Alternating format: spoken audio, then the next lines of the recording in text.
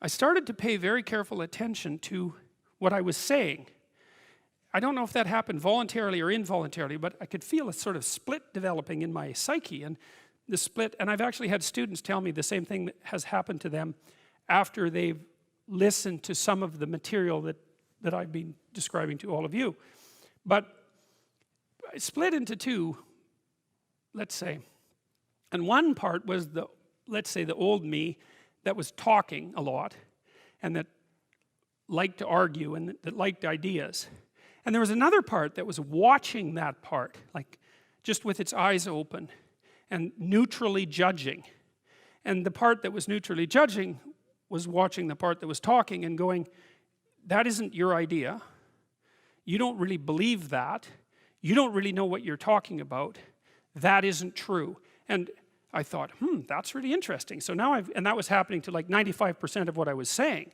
And so then I didn't really know what to do. I thought, okay, this is strange. So maybe I've fragmented, and that's just not a good thing at all. I mean, it wasn't like I was hearing voices or anything like that. I mean, it wasn't like that. It was well, people have multiple parts. So then I had this weird conundrum. It was like, well, which of these two things are me? Is it the part that's listening and saying, no, that's rubbish, that's a lie, you're doing that to impress people, you're just trying to win the argument, you know.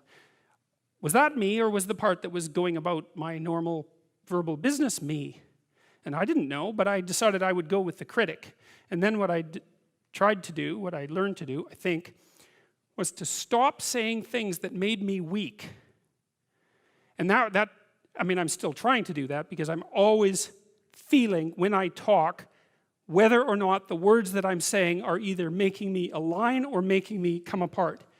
And I think the alignment, I really do think the alignment I think alignment is the right way of conceptualizing it, because I think if you say things that are as true as you can say them, let's say, then they come out of the depths inside of you. Because we don't know where thoughts come from. We don't know how far down into your substructure the thoughts emerge. We don't know what processes of physiological alignment are necessary for you to speak from the core of your being. We don't understand any of that. We don't even conceptualize that, but I believe that you can feel that. And I learned some of that from reading Carl Rogers, by the way, who's a great clinician, because he talked about mental health in part as a coherence between the spiritual or the abstract and the physical, that the two things were aligned.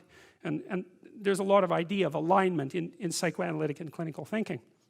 But anyways, I decided that I would start practicing not saying things that would make me weak.